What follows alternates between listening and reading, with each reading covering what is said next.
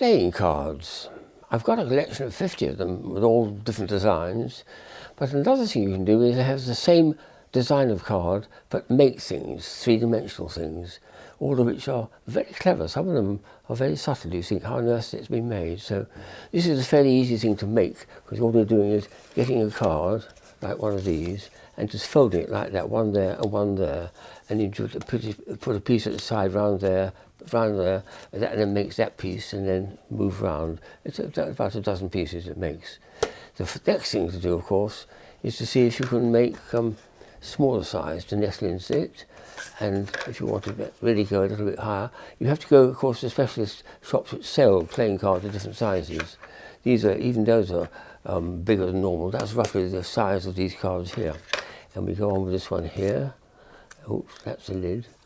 We go to that size there, and the smallest one I've found so far is this tiny little thing here.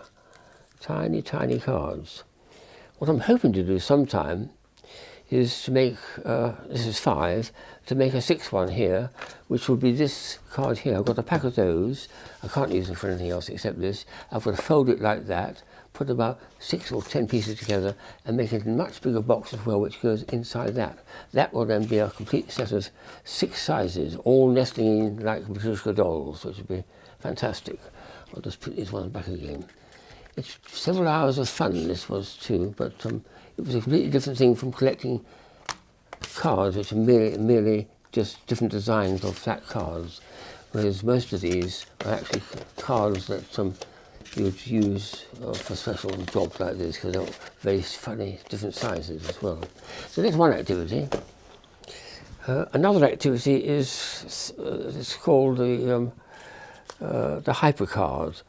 What you're going to do is you present to people, put it on the table, and sometimes I put it on a bit of plastic background. Say, can you work out how that's been done in your head?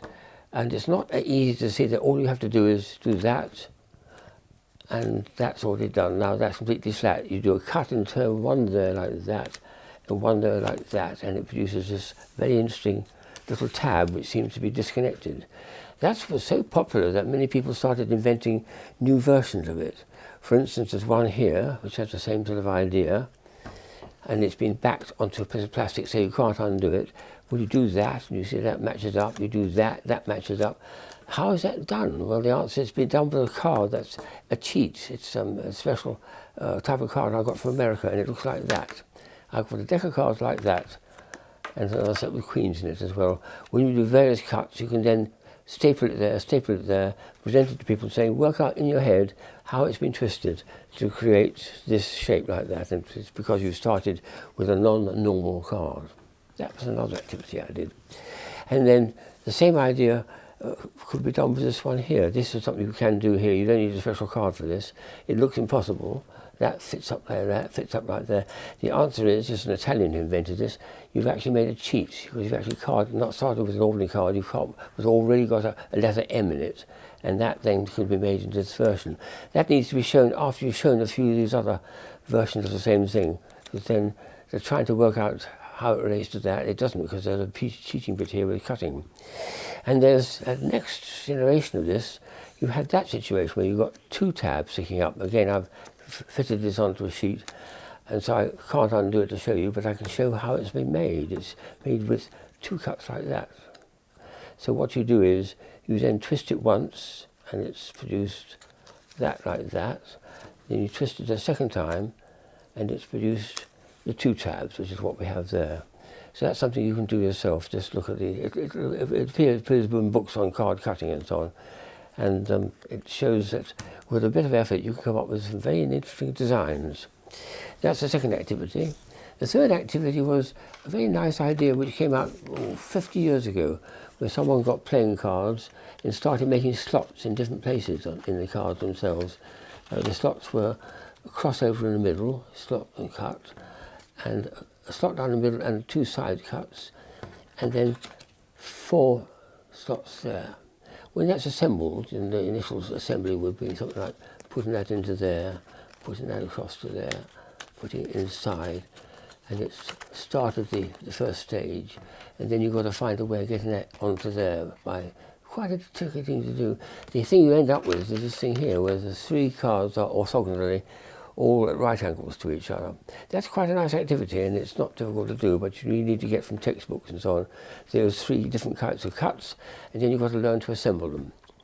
That's about 30, 40, 50 years old. Very recently, a friend of mine showed me some advances of this from Japanese designers, which made it much more complicated. For instance, the cards themselves were these things here, extraordinary. You had to make cuts like that, incredible. And then you can put together, I spent 2 weeks doing this, put it together with, they look like that when they're flat. You assemble them all together and produce that. And I was shown this one, and there's no way I can make that. It's not just the cutting which is tricky to do, it's the assembling. You need to have a very, very clear three-dimensional brain, which I'm afraid I don't have. So that was, and there's one with three sets of right angles, but that's hard. Then there's a much simpler one, but very, very clever, by a Japanese chap, Seikofi Sato, who created this effect. This is a very subtle, it makes a construction from those simple cards, and I'll see if I can perform it for you now. All these cuts, incidentally, have an air gap there. You need that so when the card goes in, it sits there very nicely at a vertical slot that's not been slowed over. If it didn't have a bit of an air gap there, it would look untidy like that. See. So this one here, to create it, we put that in underneath there, which really, and we put there.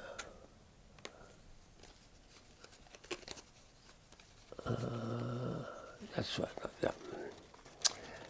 So there's the first 2, sitting very happily at right angles, so they're quite comfortable. And for the third one, we've got to do something a little bit cleverer. If I can remember how.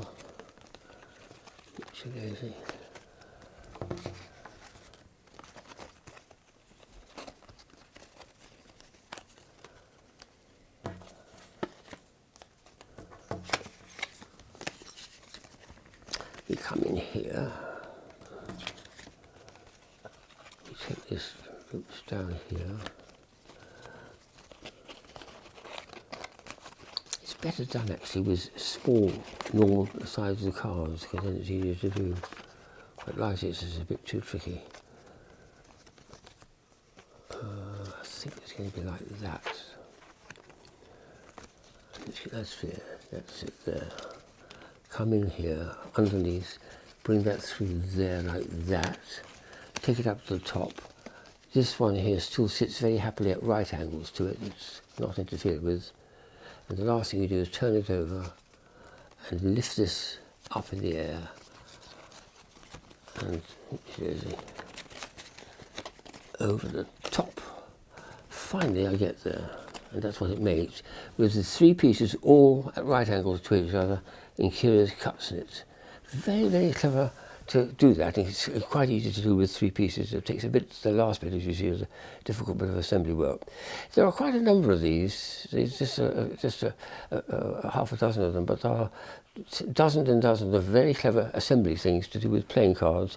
Most of them you can do with the standard size playing card, which is this size here, and then have some fun. So I'm looking forward to making the final box for that one, so I'll have a set of 6 nestling to each other, and look out for more versions of these very, very clever little designs.